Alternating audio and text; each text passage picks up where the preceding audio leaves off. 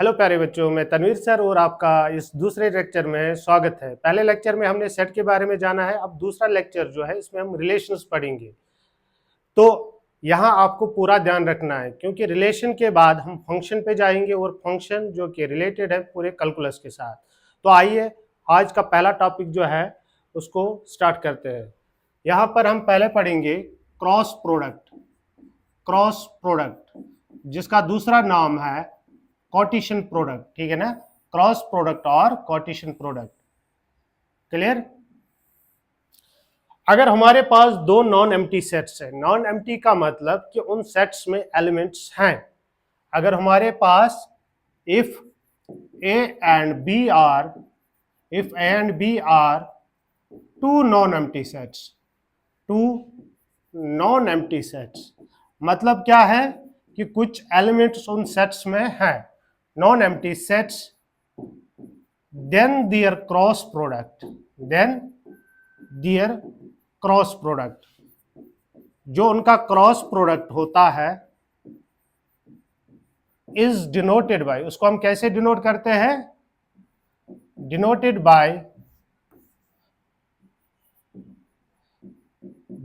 Bye A cross B and defined by, और define इसको कैसे करते हैं? Defined by A cross B is set of all ordered pairs. इसमें क्या होता है? ऑर्डर्ड पेयर्स होते हैं, और पहला वाला जो ऑर्डर्ड पेयर में एलिमेंट होता है वो पहले वाले सेट का होता है, और दूसरा जो ऑर्डर्ड पेयर का एलिमेंट होता है वो दूसरे वाले सेट का होता है। ठीक है ना? तो A cross B is actually the set of ordered pairs, और उसमें जो पहला एलिमेंट होता है वो पहले वाले सेट का होता है, और दूसरा एलिमेंट जो है वो दूसरे वाले सेट का होता है। एक एग्जांपल से समझ लेते हैं। मान के चले मैंने एक सेट ले लिया,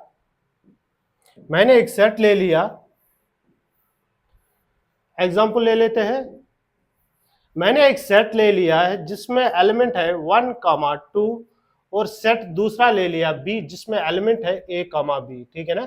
अब अगर मुझे इनका क्रॉस प्रोडक्ट निकालना है a क्रॉस b, तो हम क्या करेंगे? जो पहला वाला एलिमेंट है 1 उसकी पेयरिंग करेंगे दूसरे वाले एलिमेंट से, तो ऑर्डर पेयर उनके बनाएंगे। ठीक है ना? इसी तरह 1, b, 2, a एंड 2, b। ठीक है ना? होप कि आपको ये क्लियर समझ आया होगा।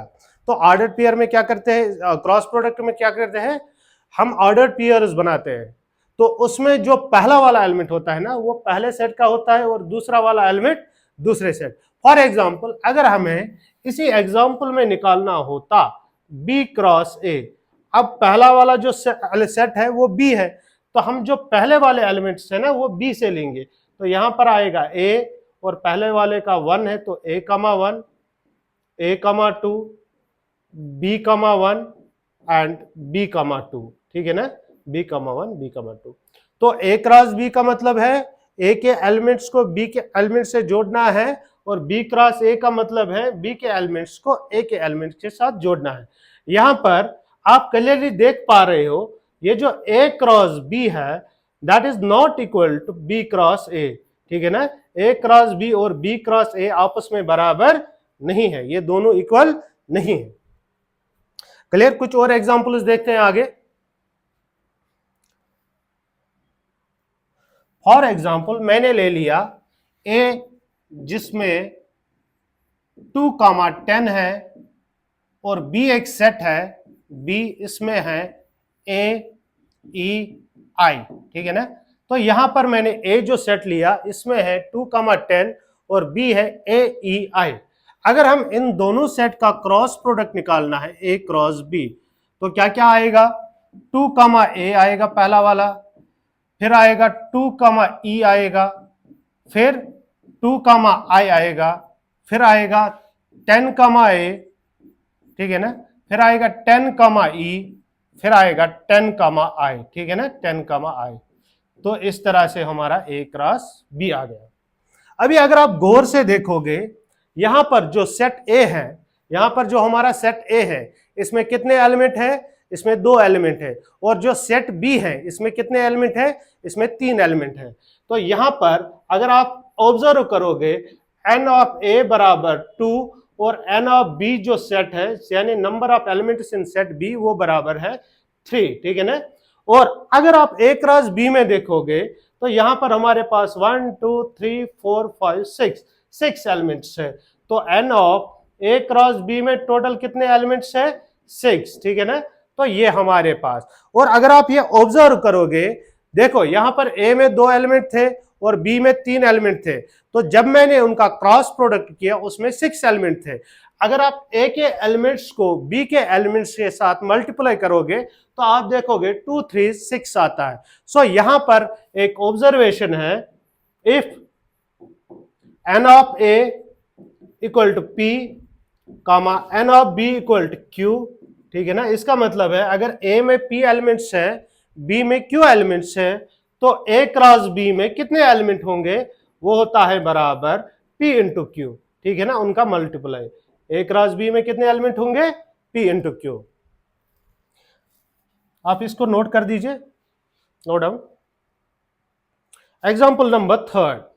फॉर एग्जाम्पल मेरे पास एक सेट है ए, मेरे पास एक सेट ए है और इसमें है 4 एलिमेंट्स, ठीक है ना, इसमें 4 एलिमेंट्स है। और एक सेट बी है, बी बराबर है पी क्यू आर, ठीक है ना। तो ए में 4 एलिमेंट्स है, बी में पी क्यू आर है।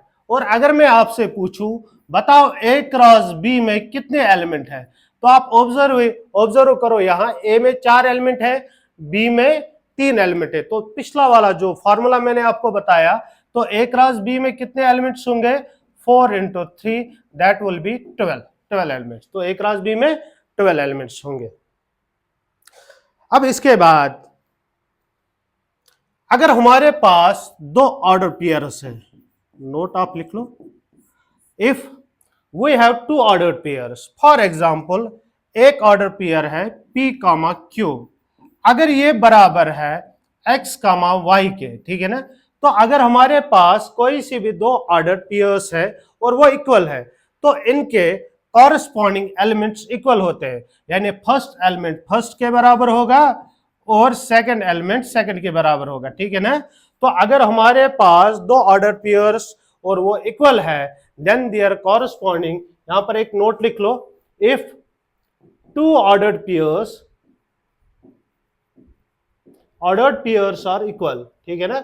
अगर 2 ऑर्डर पेयर्स इक्वल होते हैं then their corresponding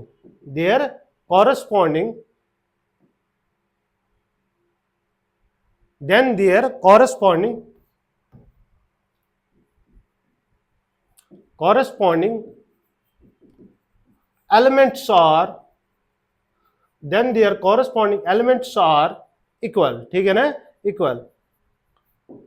for example अगर मेरे पास, उसको पहले आप नोट डाउन कर लो, हाँ, अगर मेरे पास एक ऑर्डर पेयर है x प्लस वाई और यहां पर है y, ठीक है ना, x plus Y comma y, और ये बराबर है 4 कामा 7, ठीक है ना। x plus Y comma y बराबर है 4 प्लस 7, और आपको पता है ये 2 ऑर्डर पेयर्स इक्वल है तो इनके कॉरस्पॉन्डिंग एलिमेंट्स भी इक्वल होंगे। तो यहां से मुझे मिलेगा x प्लस वाई बराबर 4, x प्लस वाई बराबर 4 एंड y बराबर 7, ठीक है ना। इसका नाम फर्स्ट देंगे, अगर हम ये वैल्यू यहां पुट करेंगे तो यहां से मुझे मिलेगा x प्लस 7 बराबर 4, तो x आएगा बराबर 4 माइनस 7, ठीक है ना, that is x is equal to -3। तो ऐसे करके हम बहुत सारे क्वेश्चंस बना सकते हैं और कर सकते हैं। अब एक और एग्जांपल हम लेंगे, मान के चले अब मेरे पास एक सेट है A, ठीक है ना। अब मेरे पास एक सेट A है, उसमें है 1 2 3, और आपसे मैंने पूछा बताओ A क्रॉस A किसके बराबर है। तो आपको क्या करना है, इस सेट का अपने ही साथ क्रॉस निकालना है, ठीक है ना, अपने ही साथ क्रॉस निकालना है। तो यहां से क्या मुझे मिलेगा, देखो पहले मिलेगा 1,1 मिलेगा, फिर 1,2, फिर 1,3, इसी तरह 2,1, 2,2, फिर 2,3, फिर 3,1, 3,2 और 3,3। ठीक है ना। क्लियरली इस A क्रॉस B में कितने एलिमेंट आएंगे, यहां पर 3 है, यहां पर 3 है, तो टोटल कितने बनेंगे 9 एलिमेंट। तो A क्रॉस B में 9 एलिमेंट्स आएंगे। होप यहां तक आपको सारे जो मैंने बताया सारा कंसेप्ट आपको समझ आया कि क्रॉस प्रोडक्ट हम कैसे निकालते हैं। ठीक है ना। नेक्स्ट, अब अगर मेरे पास, पहले आप ये नोट कर लो, अब अगर मेरे पास 3 सेट है, अगर मेरे पास 3 सेट है, मान के चले A बराबर 1,2, B बराबर A,B और C बराबर x, y। ठीक है ना। C बराबर x, y। अगर ये 3 सेट है, मुझे इनका क्रॉस प्रोडक्ट निकालना है, A cross B cross C। ठीक है ना। तीनों सेट का क्रॉस प्रोडक्ट निकालना है। यहां पर क्या होगा, अब देखो पहले तो 2 सेट का क्रॉस प्रोडक्ट था तो डुप्लेट बनता था, 2-2 का ऑर्डर पेयर। अब 3 सेट का क्रॉस प्रोडक्ट है, यहाँ ट्रिपलेट बनेगा। ठीक है ना। यहाँ ट्रिपलेट्स बनेंगे। ट्रिपलेट्स कैसे बनेंगे, 3-3 एलिमेंट्स का। देखिए पहले 1A, ठीक है ना, x, इस तरह के एलिमेंट बनेंगे। फिर 1A y, फिर क्या बनेगा 1BX, फिर 1BY। ठीक है ना। 3-3 करके सारे रिप्रेजेंटेशन लेने हैं। 1AX, 1BX, 1BY, फिर बनेगा 2AX, फिर 2AY। ठीक है ना। फिर 2BX, फिर 2BY। ठीक है ना, 2BY। तो टोटल कितने आएंगे, 2 इंटू 2 इंटू 2, 2 2 4 2 8, 1 2 3 4 5 6 7 8। तो सारे एलिमेंट्स आए। ठीक है ना। तो इन जनरल इफ, ये नोट लिख लो, हम एक नोट लिखेंगे। इन जनरल अगर मेरे पास एक सेट A है, N ऑफ A, उसमें P एलिमेंट्स है, और सेट B है उसमें Q एलिमेंट है, और सेट C है इसमें R एलिमेंट्स है, तो A cross B cross C में कितने एलिमेंट्स होंगे, इन सब का मल्टीप्लाई करना है, P into Q into R। ठीक है ना। तो वो बराबर है P Q R एलिमेंट्स। जैसे कि यहां पर पहले इस एग्जांपल पे आप नोट कर पा रहे हो, मैं जो मेरे पास जो सेट A था उसमें 2 एलिमेंट थे, और सेट B था उसमें भी 2 एलिमेंट थे, और सेट C था इसमें भी 2 एलिमेंट थे। जब मैंने इनको मल्टीप्लाई किया, जो set A cross B cross C आया उसमें कितने एलिमेंट्स है, उसमें 8 एलिमेंट्स है। ठीक है ना। होप कि आपको ये एग्जांपल समझ आई। इसी तरह अगर 4 सेट्स होंगे, 4 सेट का क्रॉस प्रोडक्ट होगा, अगर हमारे पास 4 सेट है और उनका क्रॉस प्रोडक्ट है, तो जितने 4 सेट में एलिमेंट है उन एलिमेंट्स को मल्टीप्लाई करना है और उतने ही एलिमेंट्स क्रॉस प्रोडक्ट में होंगे। Clear, note down it.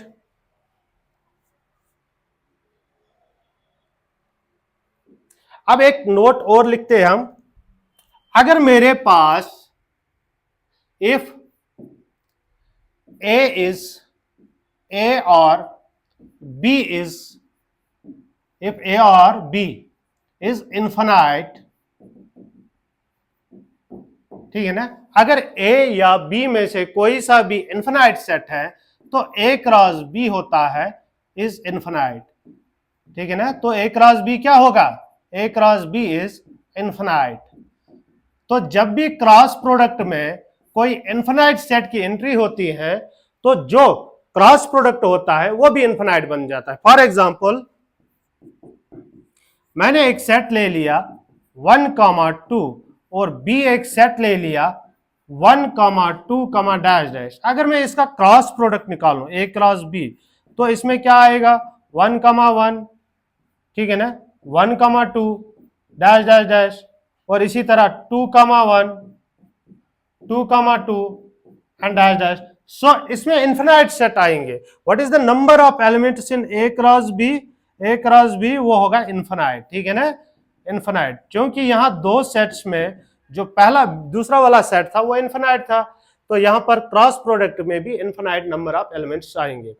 तो ये इंपॉर्टेंट बात है, जब भी हमारे पास दो सेट्स में से एक सेट या दोनों सेट इन्फिनाइट है तो क्रॉस प्रोडक्ट इन्फिनाइट आता है। सो इस तरह के इन्फिनाइट सेट में आप कितने एलिमेंट्स निकाल पा रहे हैं वो तो पॉसिबल ही नहीं है। तो आपको सारी रात, अगर आप यहाँ निकालोगे 1A 1 2 1 3 1 4 है, सारी रात भी निकालते फिर भी कम नहीं हो जाएंगे।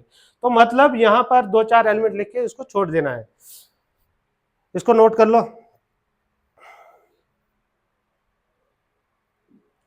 अब मान के चले आपको मैं एक सेट ए देता हूं, मेरे पास सेट ए है जिसमें ए ई और सेट बी है जिसमें है 10, 20 और सेट सी है जिसमें है 5, 10, 15, 20। ठीक है ना, ये सेट 3 है और आपको निकालना है ए क्रॉस बी यूनियन सी। तो आप कैसे निकालोगे? फर्स्ट आप निकालोगे बी यूनियन सी, ठीक है ना, बी यूनियन सी। बताओ बी और सी का यूनियन क्या है? 5, 10, 15, 20। ठीक है ना, और इसका क्रॉस प्रोडक्ट करोगे ए ई के साथ, ठीक है ना, और यहां से आप पूरे एलिमेंट लिखोगे जैसे कि ए कामा 5, ए कामा 10। यहां पर टोटल कितने एलिमेंट आएंगे? इसमें 4 है और इसमें 2 है, ठीक है ना, 2 और 4 मल्टीप्लाई करके कितने आएंगे? 8। ठीक है, तो यहां पर a, 5, a, 10, a, 15, a, 20। ठीक है ना, इसी तरह e, 5, इसी तरह e, 5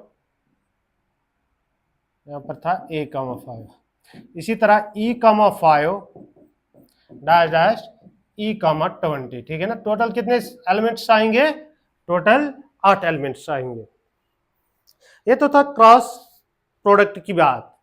क्योंकि हमें इस टॉपिक में रिलेशंस पढ़नी है, तो रिलेशन क्या होता है उसके लिए पहले हमें पता होना चाहिए कि क्रॉस प्रोडक्ट होता क्या है। होप आपको क्रॉस प्रोडक्ट में कोई डाउट नहीं रहा होगा। अब हम रिलेशन पे जाते हैं, ठीक है, अब हम रिलेशन पे जाते हैं। रिलेशन होता क्या है?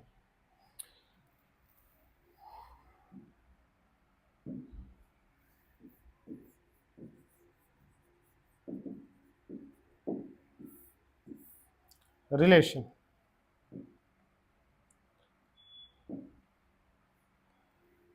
a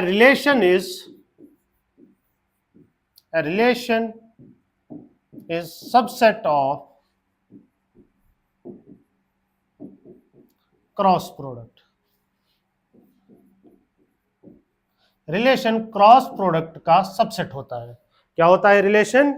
A relation is subset of cross product. ठीक है ना, अगर हमारे पास if we have two sets A not equal to 5, B not equal to 5, ठीक है ना, अगर हमारे पास दो सेट्स है और दोनों ही नॉन एम्प्टी है, अगर हमारे पास दो सेट्स है और दोनों ही नॉन एम्प्टी है, देन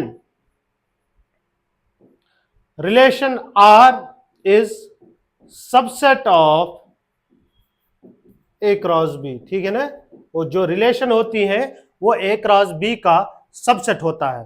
चले इसको पूरी तरह से हम एनालाइज करें, होता क्या है। फॉर एग्जांपल मैंने एक सेट ले लिया 1, 2, 3 और दूसरा सेट ले लिया बी, उसमें मैंने लिया 2, 4, 5। क्लियर? अब अगर मैं इन दोनों के बीच में एक रिलेशन बनाऊं, रिलेशन एक रूल होता है। रिलेशन क्या होता है? एक रूल होता है between set A and set B, और उसके जो एलिमेंट्स होते हैं ना वो ए क्रॉस बी के एलिमेंट्स होंगे, वो ए क्रॉस बी में प्रेजेंट होंगे। सो मतलब जो एलिमेंट्स रिलेशन में आएंगे वो ए क्रॉस बी में भी होंगे, इसीलिए हम बोलते हैं कि रिलेशन सबसेट होता है ए क्रॉस बी का। फॉर एग्जांपल मैंने एक रिलेशन लिया, उसमें आएंगे x, y, ठीक है ना, x, y such that x plus Y equal to even. ठीक है ना, x plus Y equal to even number, comma x belongs to a, y belongs to b। ठीक है ना, देखो मेरे पास दो सेट है, एक सेट a है और एक सेट b है। मैंने एक रूल बना दिया, रूल क्या करता है, वो x कमा वाई यानी ऑर्डर्ड पेयर्स बना रहा है। x कहाँ का होता है, पहले वाले सेट का, और y कहाँ होता है, दूसरे वाले सेट का, ठीक है ना। और रिलेशन क्या है इनके बीच में, अगर आप यहां से कोई एलिमेंट उठाओगे, यहां से कोई एलिमेंट उठाओगे, जब आप इनका ऐड करोगे ना तो वो इवन नंबर आना चाहिए।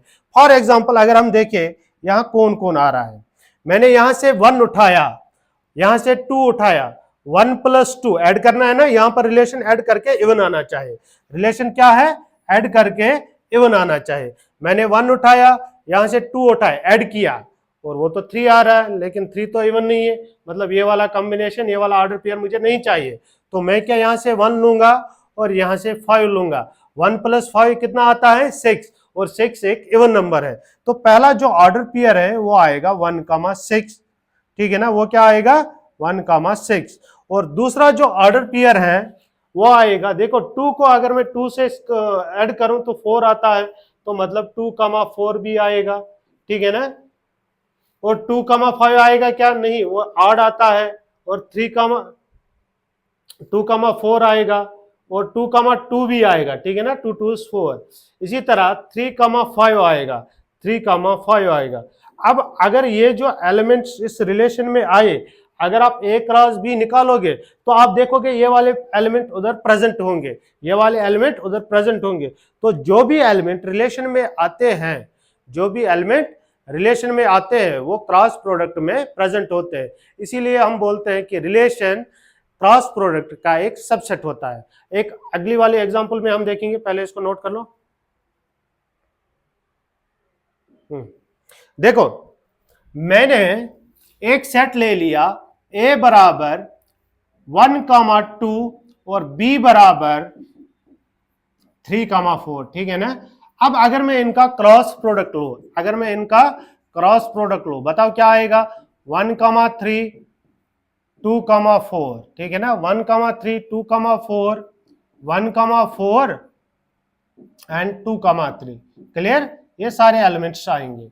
अभी देखो यहां पर अगर मैं रूल 1 डिफाइन करूं, ए और बी के बीच में रूल क्या है, आपको x, y एलिमेंट्स लेने हैं सच that x + y = odd number, ठीक है ना, x + y = odd, x belongs to A, y belongs to B, ठीक है ना। आपको x, y लेने, x A में से और y B में से ऐड करके जो आना चाहिए वो ऑड नंबर आना चाहिए। अगर हम इस रूल के हिसाब से देखें, जो मैंने रूल नंबर 1 डिफाइन किया, तो यहां पर देखो क्या क्या आ रहा है, 1,3 तो नहीं आएगा, इवन होता है, तो पहला जो आएगा 1,4, ठीक है ना। इसी तरह 2,3 आएगा, 2,3 आएगा, क्लियर। तो एक रूल नंबर 1 मैंने डिफाइन किया था, उसमें जो एलिमेंट आए 1,4 2,3। अब देखो ये 1,4 2,3 क्या A क्रॉस B में है, हाँ है ना, तो A क्रॉस B में है। तो इसीलिए हम बोलते हैं जो ये रूल होता है, रिलेशन होता है, उसमें जो एलिमेंट्स आते हैं वो क्रॉस प्रोडक्ट के सबसेट होते हैं। एक और रूल डिफाइन करते हैं, जैसे कि ये x, y such that x plus y belongs to z, x plus y belongs to z, x belongs to A, y belongs to B, ठीक है ना। तो यहां पर आपने दूसरा रूल डिफाइन किया, आपने क्या कहा कि मैं x A में से उठाऊंगा और y B में से उठाऊंगा, जब इनका ऐड करूंगा तो वो इंटीजर आना चाहिए, तो वो क्या आना चाहिए, इंटीजर। और हम देखेंगे कि इसमें क्या क्या आ रहा है। यहां पर देखो पहले आएगा 1,3 क्योंकि 1 + 3 तो इंटीजर है, 1,4 भी आएगा, 2,3 भी आएगा, 2,4 भी आएगा, ठीक है ना।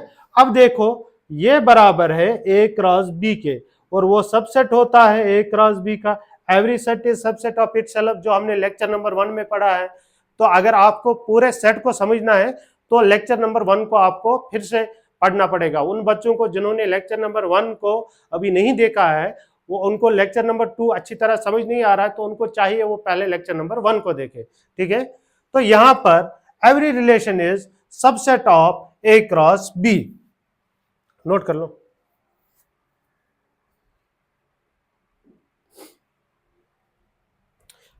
अभी एक और जो टॉपिक था हमने पढ़ा था, अगर A में P एलिमेंट्स हैं, ठीक है ना, तो पावर सेट ऑफ A में कितने एलिमेंट्स होंगे, एन ऑफ पी ऑफ ए कितने होंगे, 2 रेज टू पावर पी। ये हमने ऑलरेडी पढ़ा है। अगर ए में पी एलिमेंट्स है तो पावर सेट में कितने होंगे, 2 रेज टू पावर पी। ठीक है, तो इसी तरह यहां पर एक एग्जांपल से मैं समझाता हूं। मैंने एक एग्जांपल ले लिया, ए बराबर ए कामा ई, ठीक है ना। तो इसके टोटल सबसेट क्या होंगे, ए ई और 5, ठीक है ना। ये हो गए सबसेट्स ऑफ ए। अगर मैं इसका सेट बनाऊं, सेट ऑफ सबसेट्स, उसको बोलते हैं पावर सेट, ठीक है ना, उसको बोलते हैं पावर सेट। और पावर सेट में कितने एलिमेंट्स होते हैं, 2 रेज्ड पावर एन ऑफ ए, जितने ए में होंगे, ठीक है ना। एन ऑफ पी ऑफ ए कितना होता है, 2 रेज्ड पावर एन ऑफ ए। अब आप लोगों ने अभी समझा, अगर ए में पी एलिमेंट्स हैं और बी में क्यू एलिमेंट्स हैं, तो ए क्रॉस बी में कितने होते थे, अगर ए में पी एलिमेंट्स और बी में क्यू, तो ए क्रॉस बी में कितने होंगे, पी क्रॉस क्यू, ठीक है ना, या पी क्यू एलिमेंट्स जिसको हम बोलेंगे। तो अगर ए क्रॉस बी में पी एलिमेंट्स हैं तो ए क्रॉस बी के टोटल कितने सबसेट्स होंगे, total subsets of A cross B, total subsets of A cross B कितने होंगे, 2 raise to power P Q, ठीक है ना। क्योंकि अभी हमने देखा अगर ए में पी एलिमेंट्स है उसके टोटल सबसेट्स होते हैं 2 रेज टू पावर पी, और अगर टोटल ए क्रॉस बी में पी क्यू एलिमेंट है तो उसके टोटल सबसेट क्या होंगे, P 2 raise to power P Q. और आपको अभी मैंने बताया डेफिनेशन कि ये जो रिलेशन होता है, सबसेट होता है किसका, क्रॉस प्रोडक्ट का। अब जितने सबसेट क्रॉस प्रोडक्ट के होंगे उतने तो रिलेशन होंगे कि नहीं होंगे। तो यहां पर हम बोल सकते हैं टोटल नंबर ऑफ रिलेशंस हमारे पास कितने होंगे, टोटल नंबर ऑफ रिलेशंस कितने होंगे हमारे पास, 2 raise to power P Q, ठीक है ना। टोटल नंबर ऑफ रिलेशंस होंगे 2 raise to power P q. So अगर एक सेट में पी एलिमेंट्स है, बी सेट में क्यू एलिमेंट्स है, तो how many total relations are possible, that is equal 2 raise to power number of element in A into number of element in B. Clear. एक example से समझते हैं, इसको पहले आप नोट डाउन कर लो। मान के चले आपके पास एक सेट ए है 1, 2 और बी है P Q R, और आपसे किसी ने पूछा how many relations are possible from A to B, तो आप क्या करोगे, आप बोलोगे टोटल जो रिलेशंस है, total number of relations from A to B is equal 2 raise to power, इसमें 2 एलिमेंट्स हैं, उसमें 3 एलिमेंट्स हैं, that is 2 raise to power 6। तो ये आपके लिए एक फार्मूला सा बन गया है कि अगर आपको टोटल नंबर ऑफ रिलेशंस निकालना हो तो कैसे निकालते हैं। आगे हम डिफरेंट टाइप ऑफ, जब हम पूरा डिटेल्ड सिलेबस पढ़ेंगे उसमें हम different types of relations in detail पढ़ेंगे, ठीक है ना। अभी हम जो बेसिक स्ट्रक्चर है वो समझ रहे हैं कि हमें कैसे कंसेप्ट समझ आए, रिलेशन का कंसेप्ट। क्लियर। नेक्स्ट,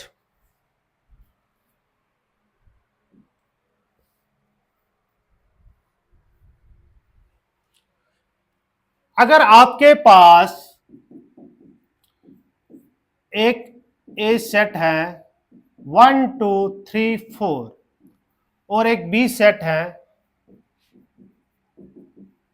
2, 4, 6, ठीक है ना, और आपने एक रूल बना दिया, एक रिलेशन डिफाइन किया x, y such that x plus y equal, for example, equal 6, x plus y equal 6, x belongs to a, y belongs to b, ठीक है ना, x belongs to a, y belongs to b।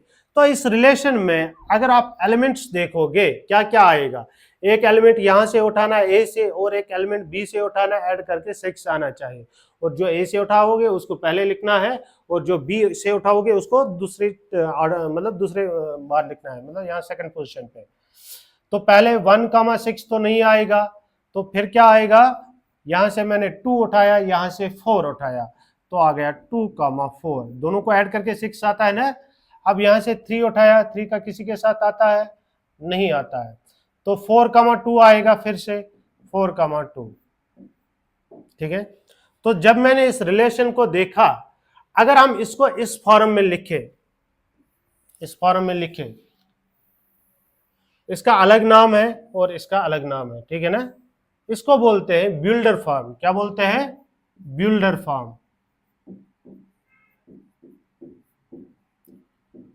और इसको बोलते हैं roster form. क्या बोलते हैं, रोस्टर फॉर्म। तो रिलेशन को हम दो तरीकों से लिख सकते हैं, एक रूल जैसा और एक पूरे एलिमेंट्स लिखने हैं। जैसे कि सेट में हमने देखा, इसको बोलते थे बिल्डर फॉर्म या रूल मेथड, इसी तरह यहां इसको बोलते हैं, ये जो रिलेशन है ये बिल्डर फॉर्म में है और ये रोस्टर फॉर्म में है। क्लियर। अब मेरे कहने का मतलब है, यहां पर जब भी आपके रिलेशन के एलिमेंट्स एक एक करके लिखे हैं, तो उस वक्त आप समझ लेना कि ये रोस्टर फॉर्म में रिलेशन है और इसको बोलना कि ये बिल्डर फॉर्म में। अब जो रिलेशन में एलिमेंट्स है, ठीक है ना, अब जो रिलेशन में एलिमेंट्स हैं, ठीक है ना, एलिमेंट्स है, हम बोलेंगे जैसे कि ये जो सेकंड वाले एलिमेंट्स है, हम बोलेंगे इमेज से, इनको बोलते हैं इमेज, ठीक है ना। यहां पर 2 का इमेज क्या है, 4, 4 का इमेज क्या है, 2, ठीक है ना।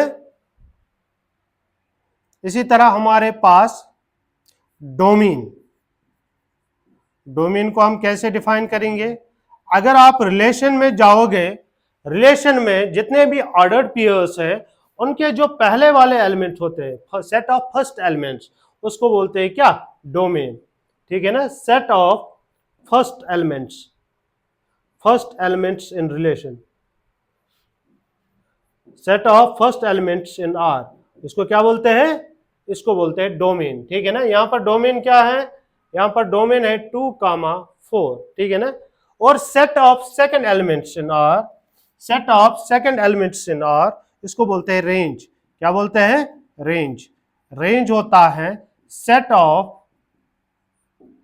Second elements, set of second elements in ordered pairs. Order जो आर में ऑर्डर पेयर्स होते हैं, उनमें जो सेकंड एलिमेंट्स होते हैं ना, second elements in are is called, इसको क्या बोलते हैं, इसको बोलते हैं रेंज, ठीक है ना, इसको रेंज बोलते हैं। जैसे कि यहां पर रेंज आ रहा है आपका 2,4, और ये जो सेट बी होता है, पूरा सेट बी, इसको बोलते हैं कोडोमेन। क्या बोलते हैं, कोडोमेन। कोडोमेन क्या होता है, होल सेट बी। अभी अगर आप देखोगे, जो ये रेंज होता है, ये भी तो सेकंड सेट के एलिमेंट ही होते हैं। ये एलिमेंट तो जो रेंज के होते हैं ना, वो सेकंड सेट से ही आते हैं। तो हम बोल सकते हैं यहां पर जो रेंज होता है, रेंज वो सबसेट होता है, वो सबसेट होता है कोडोमेन का, ठीक है ना, वो सबसेट होता है कोडोमेन का। रेंज हमेशा सबसेट होता है कोडोमेन का, मतलब रेंज में जो एलिमेंट्स आएंगे वो कोडोमेन में सारे ही प्रेजेंट होते हैं। क्लियर। अब इसके बाद पहले आप इसको नोट डाउन कर लो।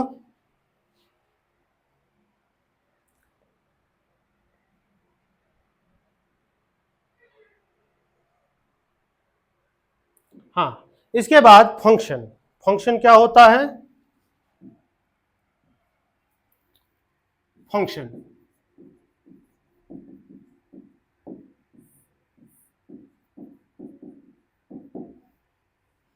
a relation from, ठीक है ना, फंक्शन हम a relation from set A, non empty set होनी चाहिए, a relation from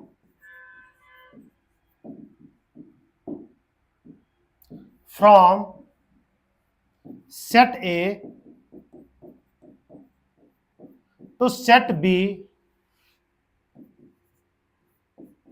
जो नॉन एम्प्टी है इज कॉल्ड फंक्शन। कब हम इसको फंक्शन बोलते हैं? If every element of if every element of if every element of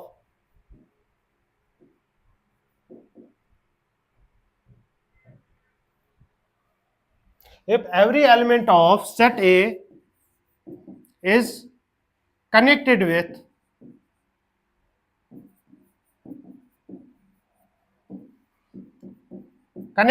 one and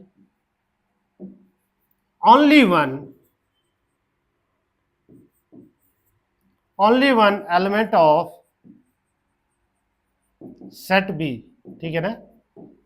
अगर हमारे पास एक रिलेशन है और उस रिलेशन में क्या होता है, जो सेट ए के एलिमेंट्स हैं वो सारे कनेक्टेड होते हैं और एक एलिमेंट सिर्फ एक एलिमेंट के साथ कनेक्ट होता है, तो उसको बोलते हैं हम फंक्शन।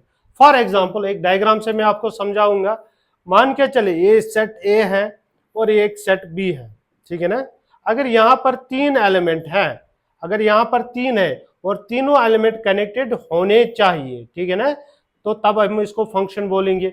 दूसरा, अगर यहाँ का दो एलिमेंट है या तीन एलिमेंट है, अगर एक एलिमेंट एक से ज्यादा के साथ कनेक्टेड हो रहा है तो उसको हम फंक्शन नहीं बोलेंगे। सबसे पहली बात, जो सेट ए के एलिमेंट्स हैं वो सारे कनेक्टेड होने चाहिए, वो सारे कनेक्टेड होने चाहिए। जैसे कि ये यहाँ पर सारे एलिमेंट कनेक्टेड नहीं है तो इसको हम फंक्शन नहीं बोलेंगे, ठीक है ना। पहली बात, सेट ए के सारे एलिमेंट कनेक्टेड होने चाहिए, और दूसरी बात, यहाँ का एक दो एलिमेंट के साथ कनेक्टेड नहीं होना चाहिए। जैसे कि ये, क्या ये फंक्शन है? मेरे पास एक सेट 1 2 3 और एक सेट बी है, उसमें एलिमेंट्स हैं 2, 4, 7। अगर ऐसे कनेक्टेड है तो इसको हम फंक्शन बोलेंगे। देखो यहाँ सारे एलिमेंट एक एक कनेक्टेड हैं और एक एलिमेंट एक से ज्यादा के साथ कनेक्टेड नहीं है। और जैसे कि यहाँ 1 कनेक्टेड है 2 से, हम लिखेंगे 1, 2 बिलोंग्स टू एफ, ठीक है ना। 1, 2 बिलोंग्स टू एफ, 1, 2 फंक्शन में है। और इसको ऐसे भी लिखेंगे F of 2 equal to 1, F of 2 equal to 1। यहां पर जो ये 1 है इसको बोलते हैं इमेज। क्या बोलते हैं? इमेज। और इसको बोलेंगे हम प्री इमेज। क्या बोलेंगे? Pre image. इसको बोलेंगे प्री इमेज। तो यहां पर 1 का इमेज 2 है, 2 का प्री इमेज 1 है, 2 का प्री इमेज 4 है, 2 का इमेज 4 है, 4 का इमेज 2 है, प्री इमेज 2 है, 3 का इमेज 7 है, 7 का प्री इमेज 3 है, ठीक है ना। होप आपको ये समझ आया होगा।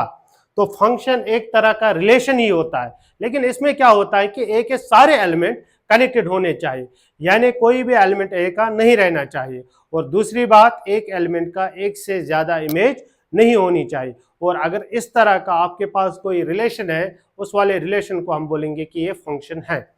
क्लियर?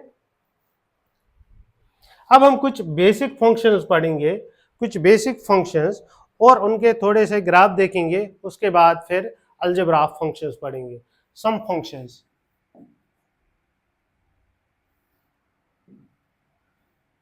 सम फंक्शंस।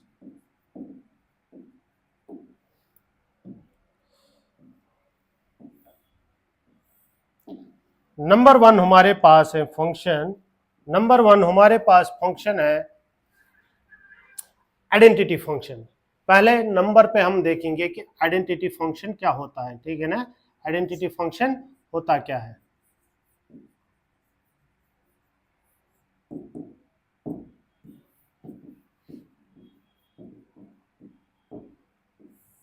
आइडेंटिटी फंक्शन क्या होता है?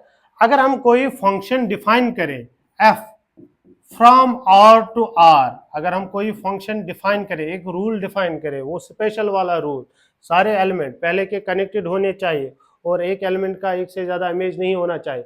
अगर हम इस तरह का रिलेशन, यानी जिसको फंक्शन बोलते हैं, डिफाइन करें, कैसे? By F of X equal to X, ठीक है ना।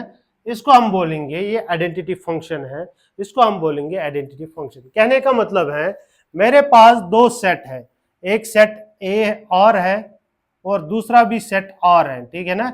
आर का मतलब है इसमें रियल नंबर्स है, रियल नंबर्स है, इसमें रियल नंबर्स है, इसमें रियल नंबर्स है, हाँ? इसमें रियल नंबर्स है, दोनों सेट्स में रियल नंबर्स, और उनके बीच का जो फंक्शन है, रूल है, वो क्या करता है, जो रियल नंबर आप यहां उठाओगे वो उसी रियल नंबर से कनेक्ट हो रहा है। जैसे कि 1 कनेक्ट होगा 1 से, अगर आप यहाँ 2 लोगे तो 2 कनेक्ट होगा किससे, 2 से। तो यहां पर देखो, अगर आप यहाँ पुट जो करोगे, अब 1 पुट करोगे और वहां आगे आएगा भी वही, तो 2 पुट करोगे तो 2 ही आएगा, मतलब जो आप इनपुट दे रहे हैं वही आउटपुट दे रहे आ रहा है। तो इस तरह की फंक्शन जहां इनपुट एंड आउटपुट सेम हो रहा है उसको बोलते हैं हम आइडेंटिटी फंक्शन। अब इस आइडेंटिटी फंक्शन में आप जो दे रहे हैं, ठीक है ना, दे रहे हैं मतलब हम क्या दे रहे हैं, यहाँ पर रियल नंबर, क्योंकि यहाँ पर पहला वाले सेट में सारे रियल नंबर्स है तो हमको सारे को मैप करना पड़ेगा, क्योंकि हमने डेफिनेशन का पहले ही, हमने सेट का ये फंक्शन का पहले ही वही वाला डेफिनेशन बताया कि पहले वाले सेट के सारे एलिमेंट कनेक्टेड होने चाहिए। तो कनेक्टेड होने का मतलब हमें हम सबको पुट करना है, उनका कोई ना कोई इमेज होना चाहिए। तो यहां पर जो सारे रियल नंबर्स हैं उनका कुछ ना कुछ इमेज होगा, तो हम सारे रियल नंबर्स को पुट कर सकते हैं। जो हम पुट कर सकते हैं, या पहला वाला सेट जो होगा उसको बोलते हैं डोमेन। क्या बोलते हैं, डोमेन। तो यहां पर जो इसका डोमेन है इस फंक्शन का वो आर है, जिसको हम ऐसे भी लिख सकते हैं, ठीक है ना, आर है। और जब हम जो नंबर्स पुट कर रहे हैं, चूंकि आइडेंटिटी फंक्शन है, वही नंबर बाहर भी आ रहे हैं, तो यहां पर जो रेंज है, यहां पर जो रेंज है वो भी तो आर ही होगा कि नहीं होगा, क्योंकि जो हम पुट कर रहे हैं वही आउटपुट भी आ रहा है, तो यहां पर रेंज भी आर होगा, ठीक है ना। और कोडोमेन, कोडोमेन दूसरा वाला सेट, वो भी तो आर ही है, वो भी तो आर ही है। तो यहां पर इस वाले फंक्शन में कोडोमीन बराबर होता है रेंज के। क्या होता है, कोडोमीन बराबर होता है रेंज के, ठीक है ना। अगर आपको किसी फंक्शन में कोडोमीन और रेंज बराबर मिले, दोनों का सेम वैल्यू आए, उस तरह के फंक्शन को हम बोलते हैं ऑन टू फंक्शन। तो हम बोल सकते हैं, वो हम आगे पूरा डिटेलर में पढ़ेंगे जब हम, अब जो हमारा पूरा कोर्स है उसको जब स्टार्ट करेंगे तो हम पूरे डिटेल में पढ़ेंगे, या ऑन टू फंक्शन क्या होता है, वन वन क्या होता है, बाइजेक्टिव क्या होता है, सरजेक्टिव, इंजेक्टिव, क्योंकि इंजेक्टिव वन वन का नाम है, सरजेक्टिव ऑन टू का नाम है, और बाइजेक्टिव जो दोनों वन वन ऑन टू है, वो सारे फंक्शन हम पूरे डिटेल से पढ़ेंगे।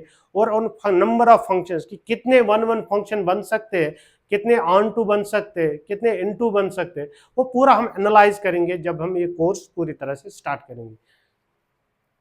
यहां पर ये फंक्शन कोडोमेन बराबर रेंज के, तो हम बोल सकते हैं ये फंक्शन है, जो ये वाला फंक्शन है identity function, F is onto, ठीक है ना, ऑन टू। ऑन टू का मतलब क्या है, अगर कोडोमेन बराबर रेंज है, और साथ में आप देखोगे कि ये फंक्शन वन वन भी है, तो हम बोल सकते हैं इसको ये बाइजेक्टिव फंक्शन है, ठीक है ना, वन वन ऑन टू, और one one onto function को बोलते हैं बाइजेक्टिव फंक्शन। क्लियर। अगर हम इस फंक्शन का ग्राफ देखें, आप इसको नोट कर लीजिए,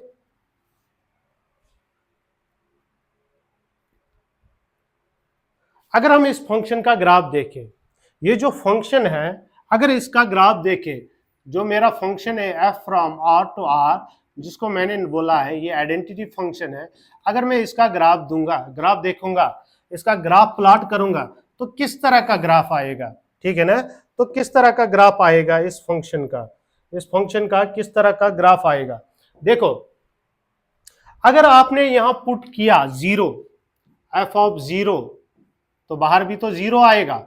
जो आप पुट कर रहे हैं ना वो एक्स होता है, और जो निकल रहा है, जो आप यहां दे रहे हैं ना वो एक्स होता है, जो यहां पर आ रहा है वो वाई होता है, ठीक है ना, वो वाई होता है। तो यहां पर आपने क्या किया था, पुट, आपने पुट जीरो किया था और आउटपुट जीरो आ गया, ठीक है ना, आउटपुट जीरो आ गया।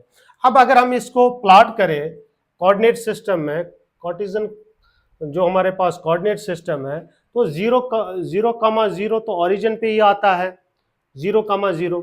अब मैंने क्या कर दिया, यहां पर मैंने 1 दे दिया, एफ ऑफ 1, और बाहर क्या आ गया, बाहर भी 1 ही आएगा।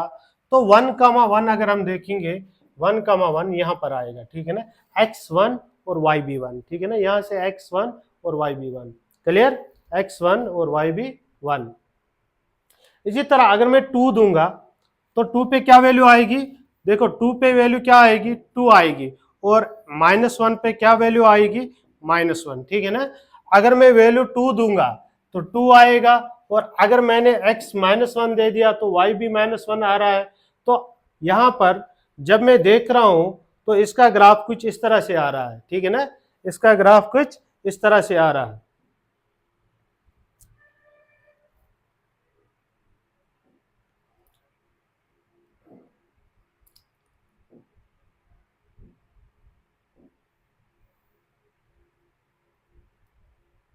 एक लाइन बन रही है जो कितना एंगल बना रही है, जो एंगल बना रही है 45 degree, 45 degree with x axis, ठीक है ना। तो इस तरह की एक स्ट्रेट लाइन आएगी। तो जब हम इसका ग्राफ डालेंगे, इसका ग्राफ डालेंगे F of X equal x का ग्राफ, वो एक स्ट्रेट लाइन आ रही है passing through origin and making angle 45 degree with the x axis. Clear, hope आपको ये समझ आया होगा। इसमें आपको याद रखना है इसका डोमेन आर है और इसका रेंज भी आर है, ठीक है ना, इस फंक्शन का रेंज भी आर है। अगर आपको ग्राफ से एनालाइज करना होगा कि डोमेन क्या होता है, रेंज क्या होता है, डोमेन होता है एक्स के वैल्यूज। देखो जब जब ये आगे जाएगा ना फंक्शन, तो पूरे एक्स को, एक्स पे इसकी प्रोजेक्शन आएगी, पूरे एक्स पे प्रोजेक्शन आएगी, ठीक है ना। तो मतलब इसका डोमेन पूरा एक्स है, पूरा रियल लाइन है। और रेंज क्या होता है, प्रोजेक्शन ऑन वाई एक्सिस। आप देखो ये पूरे वाई एक्सिस को कवर करेगा, तो इसका रेंज जो है वो पूरी वाई एक्सिस आएगा। वाई एक्सिस भी तो रियल लाइन एक्सिस ही है, सिर्फ इसको 90 डिग्री घुमाया है, ठीक है ना, वाई एक्सिस भी रियल एक्सिस है। दूसरा फंक्शन हमारे पास है जिसको हम बोलते हैं पॉलिनोमियल फंक्शन। क्या बोलते हैं, पॉलिनोमियल फंक्शन। दूसरा फंक्शन हमारे पास है जिसको हम बोलते हैं पॉलिनोमियल फंक्शन।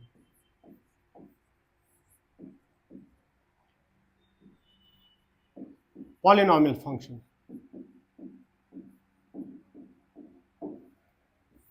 देखो प्यारे बच्चों पॉलिनोमियल फंक्शन होता क्या है। पहले तो पॉलिनोमियल क्या होता है, पॉलिनोमियल वो वाला अलजेब्रिक एक्सप्रेशन होता है, जैसे कि मैंने यहां पर ले लिया 2x² प्लस 3/x, ठीक है ना, एक अलजेब्रिक एक्सप्रेशन है। अगर आप इसका वेरिएबल पावर देखोगे, अगर आप इसका वेरिएबल पावर देखोगे, देखो यहाँ वेरिएबल पावर 2 है और यहाँ पर -1 है, ठीक है ना। तो वेरिएबल अगर मैंने ऐसे लिखा 2x² प्लस 3x, यहाँ पर वेरिएबल पावर क्या है, वेरिएबल का पावर 2,1, ठीक है ना, 2,1। तो वो वाले अलजेब्रिक एक्सप्रेशन जिनमें सारे वेरिएबल पावर होल नंबर होते हैं उनको बोलते हैं पॉलिनोमियल। तो यहाँ पर क्या सारे वेरिएबल पावर होल नंबर है, नहीं, तो ये पॉलिनोमियल नहीं हुआ।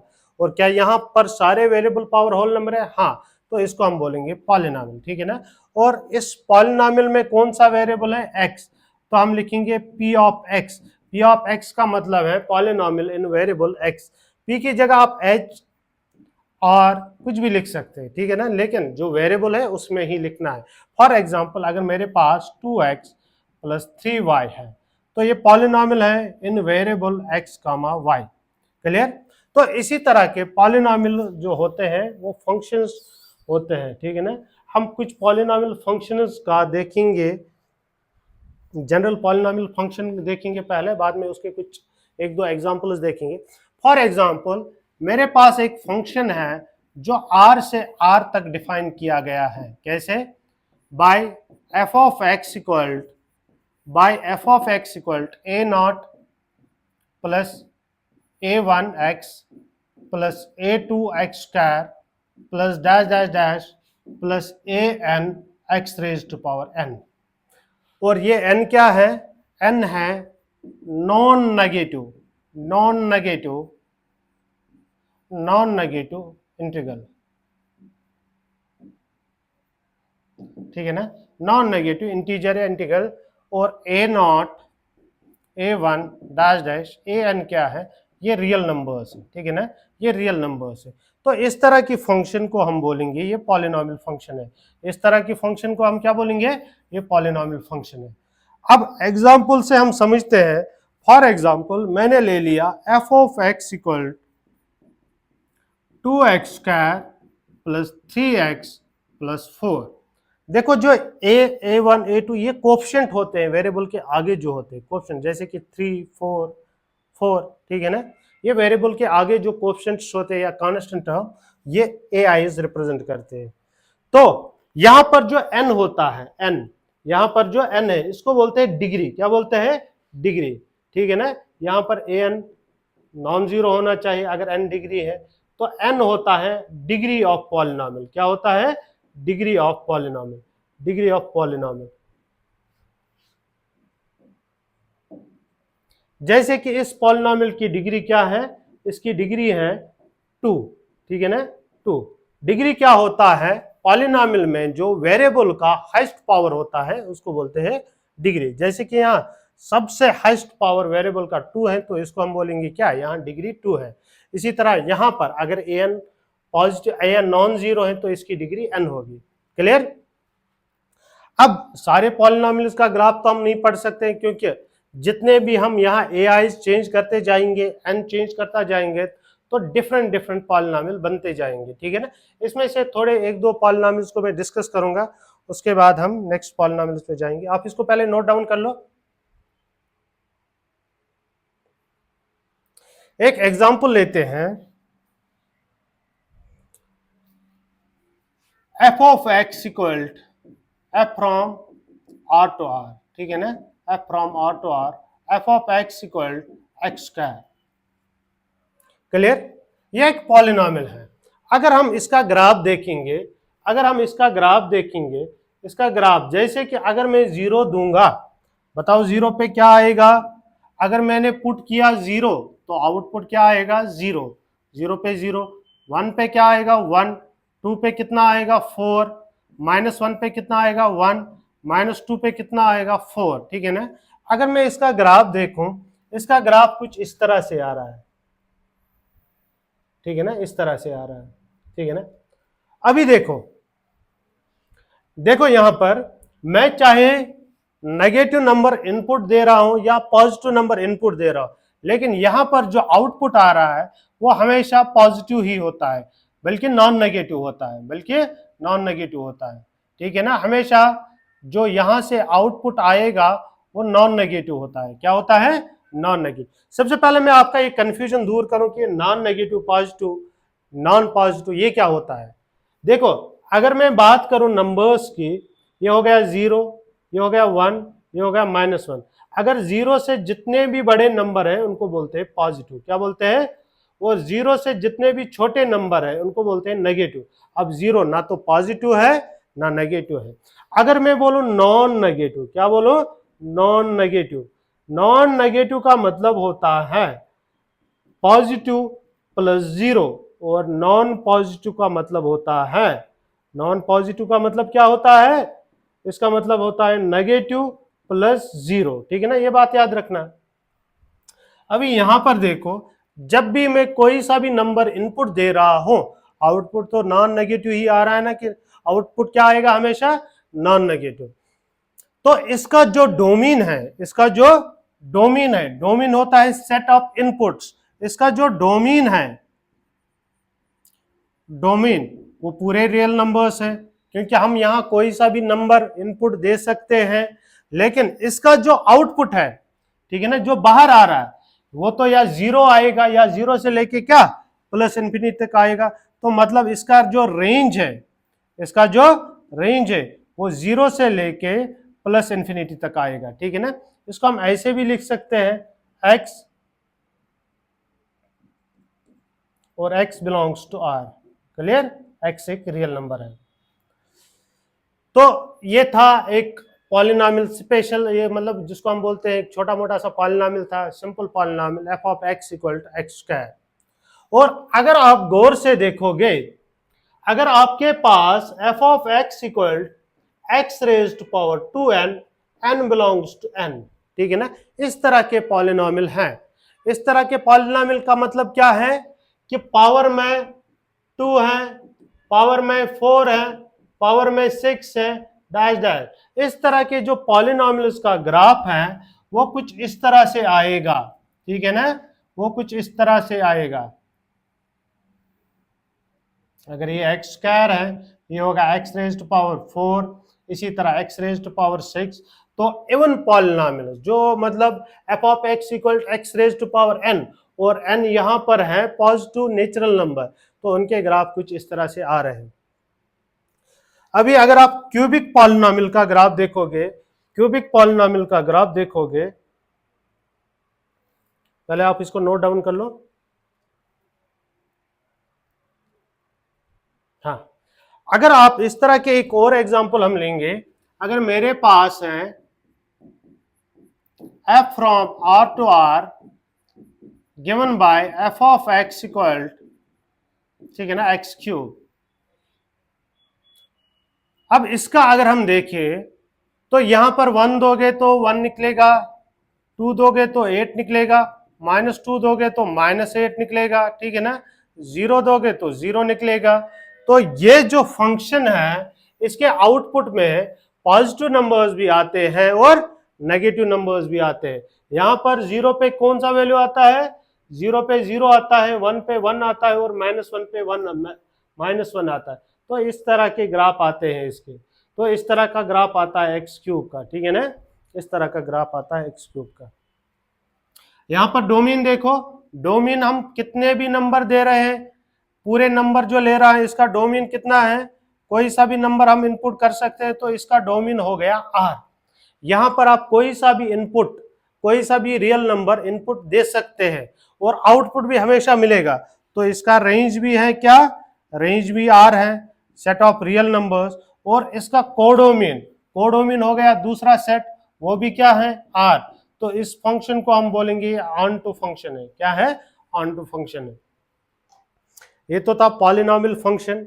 अब इसके बाद रेशनल फंक्शन, रेशनल फंक्शन होता क्या है, इसके बाद हम देखेंगे रेशनल फंक्शन। कुछ एक दो पॉलिनोमियल फंक्शन हमने पढ़े। तो इन जनरल अगर आपके पास इस तरह का फंक्शन है 1 by X raise to power 2n, n belongs to n, तो सेम यही तरह का ग्राफ आता है। क्लियर, सेम इसी तरह का ग्राफ आता है। थोड़ा बहुत वेरिएशन है, एक तो टुवर्ड्स वाई एक्सिस होता है, दूसरा होता है away from the Y axis, लेकिन ये 3 पॉइंट हमेशा इनमें कॉमन आएंगे। 1 पे जो वैल्यू आएगा -1 और +1 पे वो सेम होगा। इसके बाद हमारे पास एक और पॉलिनोमियल है, दैट इज कॉल्ड, सॉरी, हमारे पास एक और फंक्शन है, उसको हम बोलते हैं रेशनल फंक्शन। क्या बोलते हैं, रेशनल फंक्शन। रेशनल फंक्शन होता क्या है,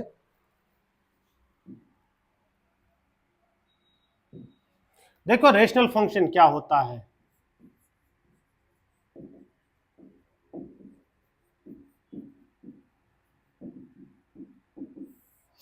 अगर मेरे पास एक फंक्शन है h ऑफ x, ठीक है ना, अगर h फंक्शन है from r to r defined by h of x equal f of x divide by g of x, ठीक है ना, g ऑफ x। यहां पर इसको ऐसे डिफाइन करते हैं, जो मेरे पास h ऑफ x फंक्शन है, ठीक है ना, वो है from r minus x while g of x is equal to 0, ठीक है ना, to r defined by h of x equal to f of x by g of x, ठीक है ना।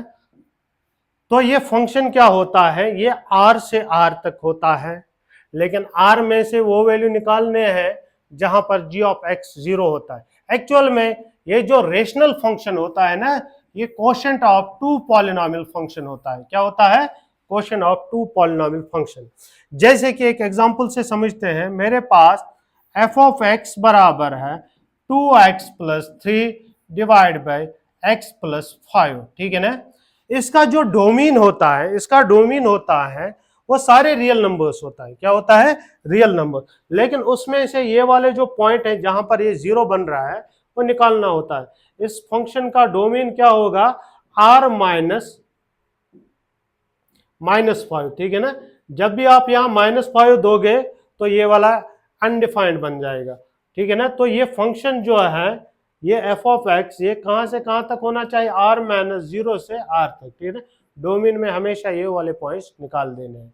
तो rational function is the quotient of two polynomial function, and हमें ध्यान रखना है कि डोमेन में वो पॉइंट निकालने हैं जहां पर ये वाला g ऑफ x, यहाँ पर जो डिनोमिनेटर है वो 0 बन जाता है, वो वाले पॉइंट्स डोमेन से निकालने हैं।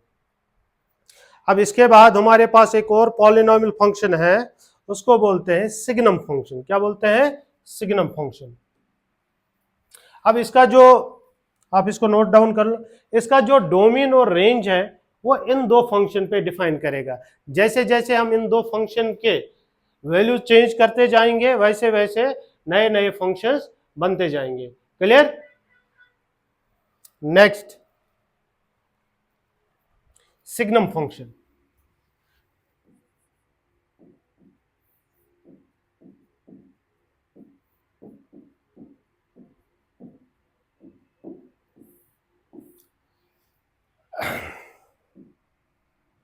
देखो, अगर हम सिग्नम फंक्शन की बात करें, सिग्नम फंक्शन भी रियल नंबर से रियल नंबर तक होता है, ठीक है ना। यहां पर जो सिग्नम फंक्शन है ये फंक्शन होता है कहां से कहां तक? रियल नंबर से रियल नंबर तक, और इसको डिफाइन करते हैं